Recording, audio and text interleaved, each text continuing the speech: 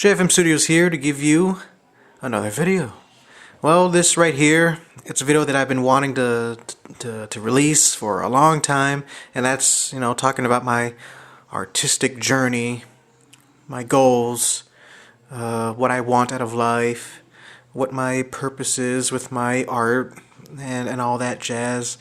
So, yeah, I was just gonna talk about my artistic struggles, or the struggles of this business, but yeah, I'm just gonna talk about my whole journey throughout my whole entire life, from when I started drawing till now, and I thought, maybe you guys can be interested in that, maybe. So yeah, buckle your seatbelts. It's gonna be a long video, so I'm sure those of you who like my long videos will enjoy this. I'm not looking to edit things a lot, so if I make mistakes, if I make flubs with my speeches, so when I say the wrong word or something like that, I'm just gonna not edit it out. You're just gonna listen to me the way how I sound, no special effects or anything. This is just me talking as if I'm in the same room as you. Kinda. Alright, well, anyway, when did I start drawing? Like, for reals? I was 7 years old. I was in second grade.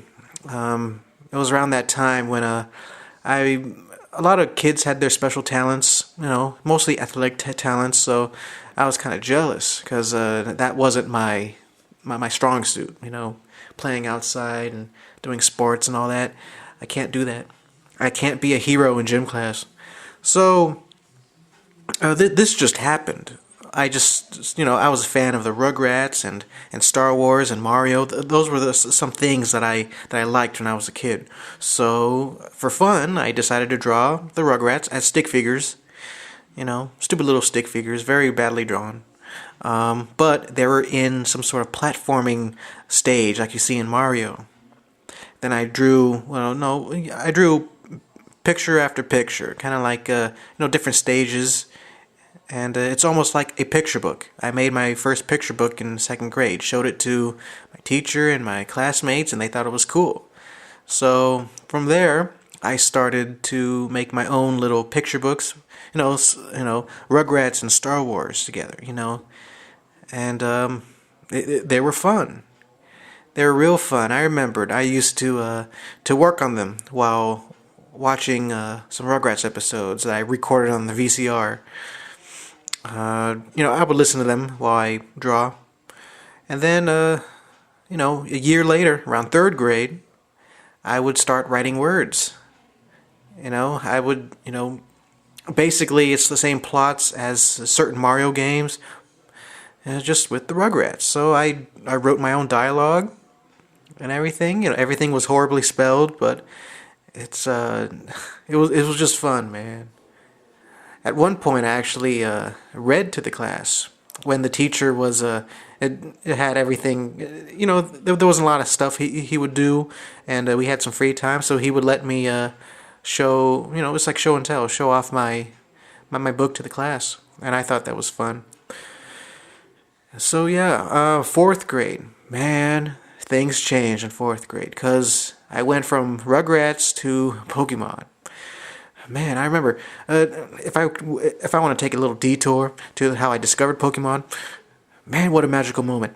It was late in third grade when we all got Pokemon fever. People were like, my classmates had these cards, and I'm like, what are these? So every student got like a free Pokemon card. I remember my very, very first one was one of those fire energy cards. I'm like, okay, what's this? And then I think my very first Pokemon card was a Charmeleon. Yeah, I got a Charmeleon. And then some girl wanted to trade her Machop for my Charmeleon, which I can't remember if I did that or not. But yeah, later that summer, my mom bought me Pokemon Blue version. We were in Sears. Man, all this stupid detail, but we were in Sears. I asked her to buy Pokemon Blue version for me. It was awesome, man. And then I played it. And then I let my sister borrow it. You know, my sister's older than me, but she got hooked. And then she bought the red version for herself. She was a much better trainer than me. You know, she got all 150. You know, she still has the cartridge to this day with all 150 Pokemon caught. Well, I still haven't done that, but I'm working my way up. I still have my blue cartridge somewhere. And yeah, then that same year in 4th grade when I turned 10 years old, that same birthday, everything was Pokemon related. Everything. I even got some couple videos, of the Pokemon anime. And that really inspired me. That inspired me to draw my own Pokemon books, which I emulated the style. I wasn't really good at drawing yet at that time, but I drew. Basically, I drew myself as a Pokemon character in that style. It was called. I started with my own series to rival the actual Pokemon series, where it was me, or I called him Jeff. That's Jeff Jefferson. Okay, I'll just say it's Jeff Jefferson as a Pokemon trainer. So he had 2 companions named Kendall and Kevin, which were actually students, my friends in my class. They were like the Brock and Misty. They were, going on journeys with Jeff, and he would win Pokemon matches very easily. Everything was smooth sailing. No weird plot twists or anything, just smooth sailing. I was in 4th grade at the time, so give me a break. I wasn't a real good writer. But I made up my own Team Rocket members. They were called Fagin and Frank, which you know now as Rocky and Frank from Team Starhammer. So, yeah. Okay, and they had a talking Sandshrew instead of a talking Meowth. And they had a Zubat and a Rattata. Those are their Pokemon, man. And I was, I had Jesse and James there too, but they were later going to be turned good guys because I like Jesse and James. They're my favorite characters in the Pokemon anime. But yeah, later that year, I made Pokemon, quote unquote, 3, the movie. Yeah. It was after Pokemon 2000 came out. I was a bit jealous. I don't know why, man. I was jealous of that trailer. When Pokemon 2000 came out, I watched it over and over again. I annoyed my sister. She was next door, the room over, and then she heard me playing that Pokemon trailer over and over again, like I was obsessed or something. But really, it pumped me up to make my own quote unquote movie, which was a book. It was a 60-page book. It was the longest book I've made that time. At least I think so. No. Rugrats Land was the longest. It was like 90. It was 80 pages.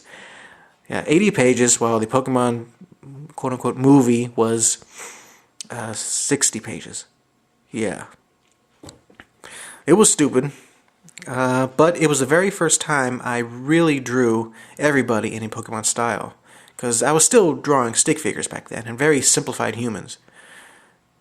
But then, 5th grade came along, and I started to get into other animes like Tenchi Universe and what else? I tried to get into Big O. I think that was the time.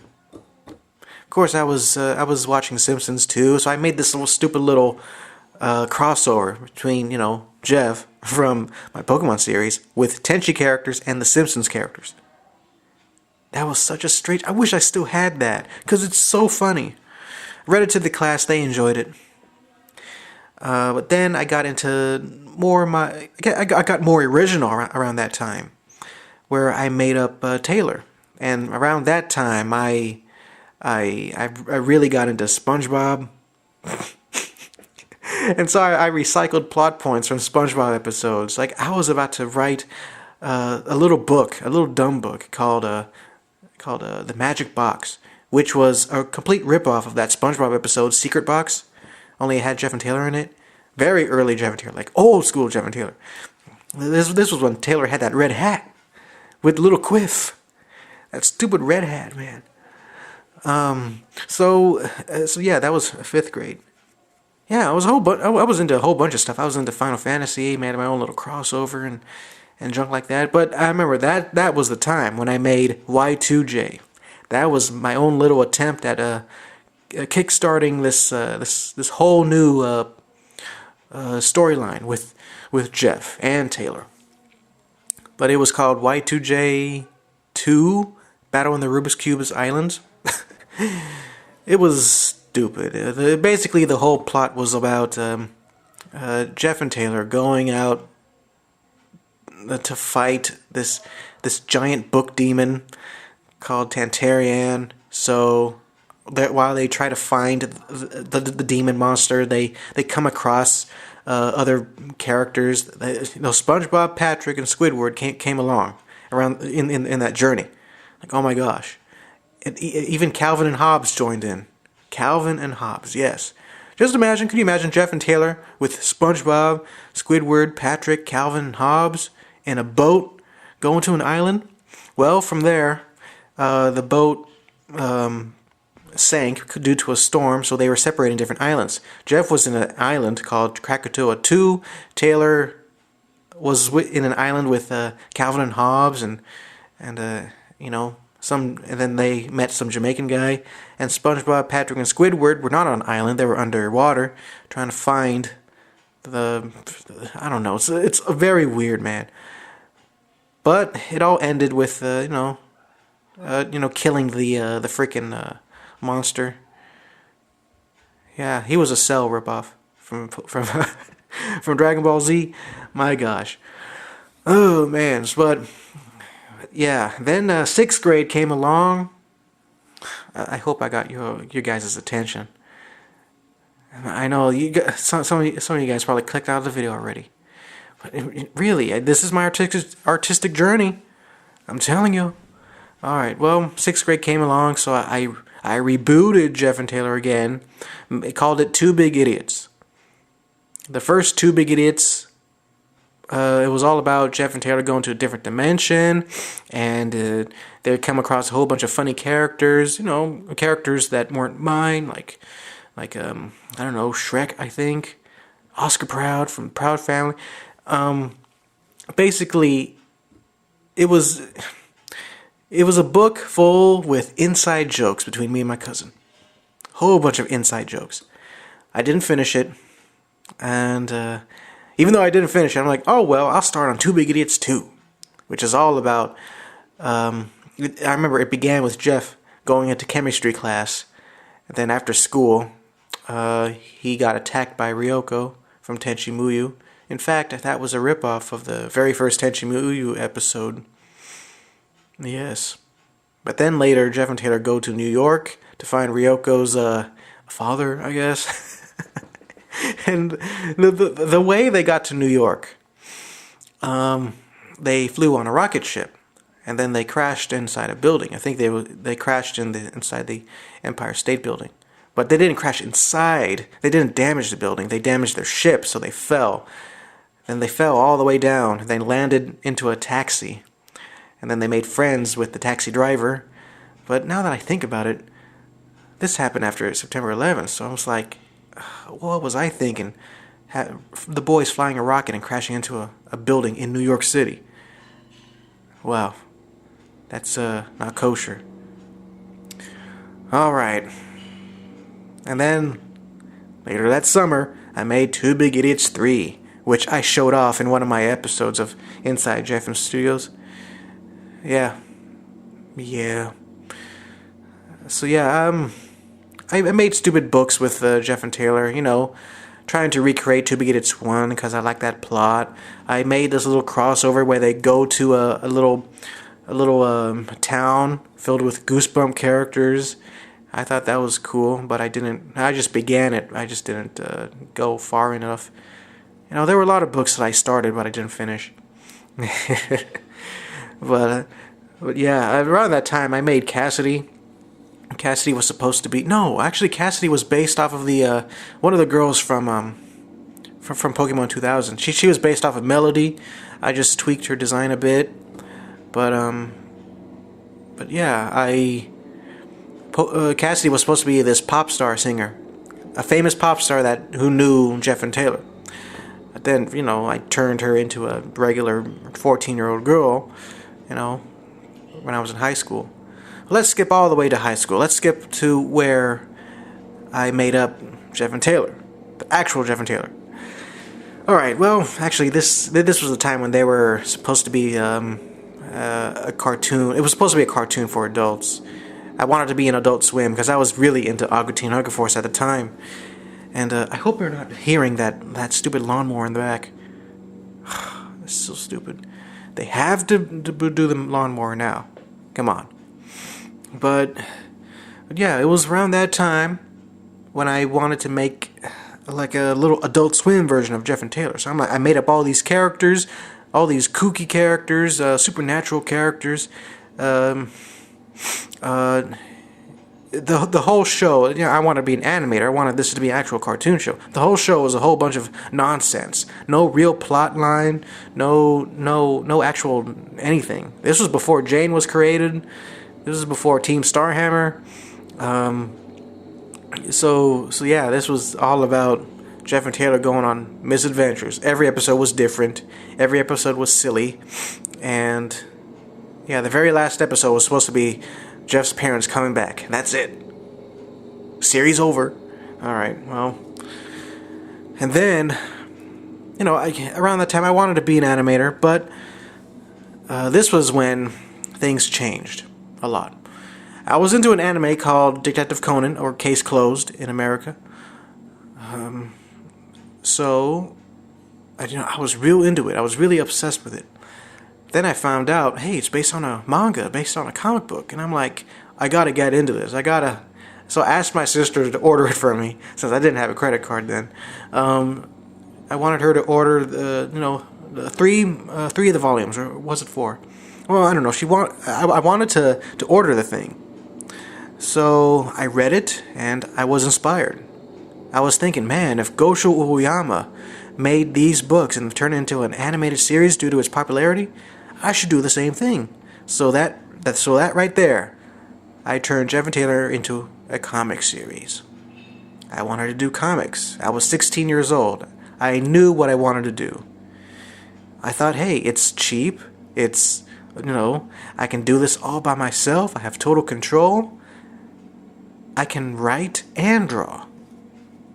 So yeah, that was when it started. Making Jeff and Taylor. And then I started to make little episode lists. I started to be, I wanted to take things more seriously, so I wanted to make it more PG for a wider audience. And then sophomore year came along, when I was just planning the thing. But I wanted to do an actual comic book, thanks to this book my mom gave me. I think it was for my birthday. Yeah, it was like Joe Kubert, How to Make a Comic or something like that. But yeah, thanks to that book, I knew instantly how to make a comic. I think that's how I learned how to do my scripts and thumbnails, due to Joe Kubert. Man, I should draw him in my great inspirations. The man passed away already, because he was old, but man, Joe Kubert, what a legend. So yeah, I wanted to make a comic book, just an experiment. So I made a little petition, or no, it wasn't a petition. It was like a voting thing. I took little episodes. I wrote down a list of episodes that seemed interesting to me. So G Station was one of them. Mall Guards was another. The Creep Tales was another one too. Marie's Birthday. So I asked my friends, hey, which comic should I draw first? So most of them picked G Station, the first episode. So, okay, I'll do that. So from there, I made my very first comic. My first semi-serious comic, G Station. I still have it here. It's very ugly looking. You can find it in my other channel, Jeff and Taylor Comic. Just or search original G Station, Jeff and Taylor. But yeah, it's. I started I started in October 2005, and then I finished February 2006. Finished that. I finished that, and boy, I showed it to all my friends. They thought it was so cool. So later, like a month later, I went on to make or start to make episode 2. Back then, it was called The Big Race, but you know it as Race Junkies. Boy, that's when it started. Yeah, the rest of high school, I was known as the guy that made comics, and it was awesome.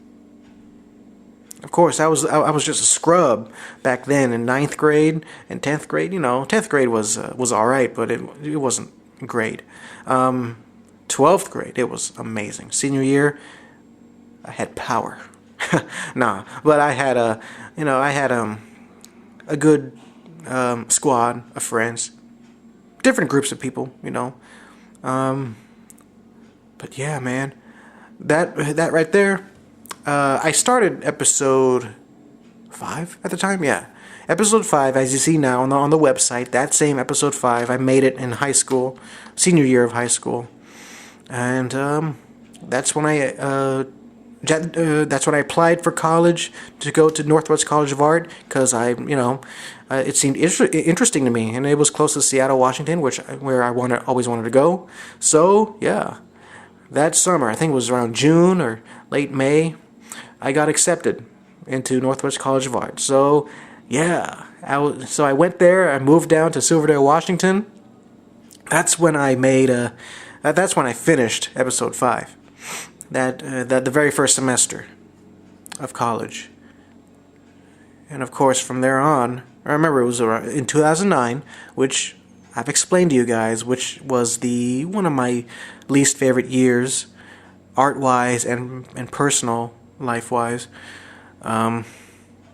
It was that time when I remade the G Station I remade G Station, and I remade what was it? Race Junkies, of course. And I made Mall Guards. So 3 comics that year. And this was when this channel was starting. I started this channel October 2008. And yeah, I didn't have much of a following. People, I had some loyal people. Shout out to you guys who followed me all the way from 2009, 2008, around there. I think Svart Demon, if you're listening to this, you're one of the OGs. You're one of my original followers, man. But yeah, man. 2009, as I said, it was a bad year, personal, for my personal life. It wasn't, nothing too dramatic happened. I'm just saying. All right, this relates to this video, but I'm going to talk about my vacation that year. All right, August 2009. I went on a vacation, 3-week vacation to Puerto Rico with my family to visit relatives. Of course, my sister brought along her new husband and all that. So we were all, a family traveling down there. It was funny. We took a cruise. It was like, it almost felt like a vacation within a vacation. Took a cruise. We take a cruise, But anyway, I talked about what I wanted to do with my life, making comics. That's what I wanted to do. That's really what I want to do. It's just to work on my comics full time. But, my family, they shot me down. They say it's not practical, and they say it's, they say that people are not into comics anymore. I'm gonna fail. It's a waste of time. So yeah, I got real discouraged. That vacation, man. I got real bummed out. I almost quit making comics. Then, before we left, of course, we were visiting my relatives, so my grandfather was there too. He was old at the time. He could barely stand. He was, he suffers from, or I should say, he suffered from emphysema at the time. But when we said goodbye, and I hugged him, he whispered in my ear, and he said in Spanish, he said this: "I believe in you. Don't give up. Um, keep doing your art." And yeah, that was the very last time I saw him. He passed away 2 years later. That's why, man. And he brought me back to making comics, and I'm saving a spot for great inspirations for him. At the end of the last Jeff and Taylor volume, I'm going to draw my grandfather. And he's the guy who brought me back, who encouraged me. Grandfather. Federico Mojica. My middle name is his first name. So yeah. 2010, that was when I finished episode 6 and started episode 7. Yeah, episode 7. I started around May, finished around October? Yeah, I remember. I took all summer with that episode. You can see it on my videos in my archive. If you want proof, there you go. There's proof. So yeah, I continued on the episodes. And then later, I just wanted to make my own website, because around that time, I learned how to code a website. So I'm like, hey, maybe, just maybe, I can host my comics in my own website. Design it the way I want to, and I'm just gonna show it off to the world. And I made a decision around 2011. Hey, I'm just gonna plan some things, make some promos, make a new channel, Jeff and Taylor Comic, and then from there, I'm just gonna try to make this into a thing. So yeah, there you have it. I made I made the channel around November 2011. Promoting the comic and all that. But the website launched January 5th, 2012. That's when the website launched, and around that time, I graduated college right after that, but I was still living in Washington. So I didn't have a job then. I still have some money. I was paying rent with my own savings, which was I had a decent amount of savings, but it drained fast when I was paying rent. When I was over there with no job or anything. I tried to look for a job, but nothing. Again, this was 2012. Yeah. But yeah, it was a nice period of time. January to May. I love that because I was working for myself. I was free 24/7. Every day was the same. People complaining about Mondays. Mondays were just like Saturdays to me. Every day was a free day for me. Every day, but I had a very bad sleep schedule. I would sleep around 6 in the morning and not wake up until 12 or 1 in the afternoon. That was bad, man. Very bad. I do not want to wish that again. No more. I want to wake up early.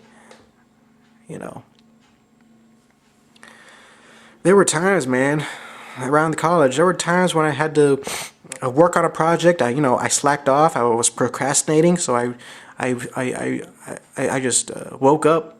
I stayed up all night working on a project for school and no sleep at all. Those are bad mistakes. Don't ever do it. For all you kids in college or about to go to college, please make sure you have enough sleep.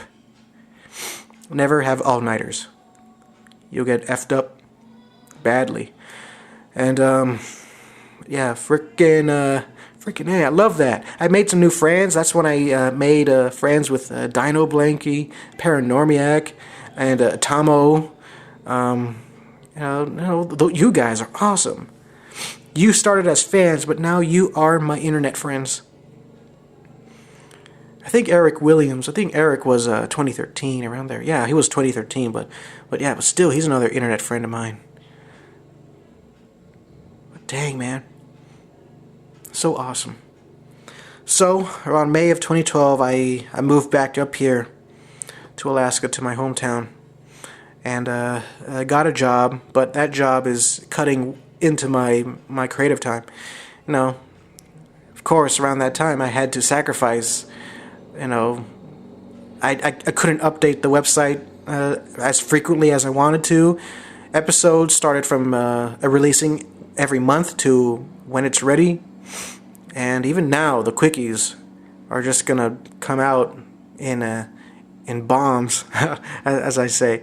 And just like Loud House, they come out with bombs in a week. I want to release them, as soon as I have like 10 or 20 ready at a time. Yeah, that's how I am now. Don't have enough. Of course, I'm always overwhelmed with things.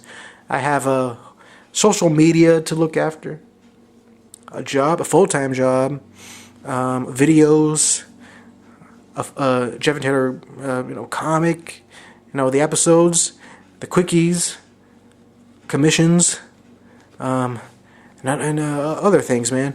But yeah, things have been the same ever since I got the job. For 5 years, things have been the same. Of course, I started live streaming just now, which is awesome. I've gained a whole bunch of new people ever since last year, when I started drawing the Loud House stuff. Thank you guys so much. If you started people started watching me for my Loud House fan art, but then they turned into Jeff and Taylor fans, which is awesome. And I met some cool new people thanks to the Loud House. So yeah, that was a great investment. And I gotta thank Chris Savino for making that. Man, that's why I'm gonna draw him. Great inspirations. Savino boy. So yeah. Actually, yeah, I mean, I started doing, going to conventions and selling my stuff. And I got self-published. How can I forget that? I self-published my book in that same year, 2012. And it's great. It's great to see my own idea come to life without the influence of a major publisher. That's what I wanted to do at first. Have Jeff and Taylor be published by like Dark Horse or Oni Press or Boom Comics, somebody like that. But yeah, I don't know, for Jeff and Taylor, I think it's just better if I'm just self-published because I have total control. When Jeff and Taylor is done, I'm just happy because I did it all by myself. This one thing, even though it's not popular, I did it all by myself. When the other projects come along, then I would like some help with some major companies and say, hey, look at what I did by myself, Jeff and Taylor. All these books by myself. I'm serious. And if I have a strong fan base, I can make a strong case for them to publish Project J.A. or School Spirit or Malice Mansion. It'll take time. But yeah, what do I want out of life? I just told you guys. I want to be at peace, making my comics full time. I'm not looking to get rich. Even if I have $1 billion, I would just stay at home and draw my comics. That's what makes me happy. I don't care about lavish cars or lavish houses or go on long vacations. I just want to create, be productive. That's what makes me happy. Being surrounded by creative people, that's what makes me motivated to work. And if I work hard, if I'm being productive, then I'm happy. But I'm not. I just want to look for my permanent happiness, where I'm comfortable, everybody has the pursuit of happiness. My pursuit is just, to grow a big fan base and finish this comic. That's what I want to do. I want to finish it before I die. And I want the comic to live forever after I die. So yeah, for you guys who watch me, who follow me, for Jeff and Taylor, I thank you guys very much. You guys, we're all part of this little group. It's not big, but it's magical. If I can be corny, it's magical. And I create all these characters, some of them based off of my friends, and the plots are based off of the silly things and the dramatic things that happened in my life.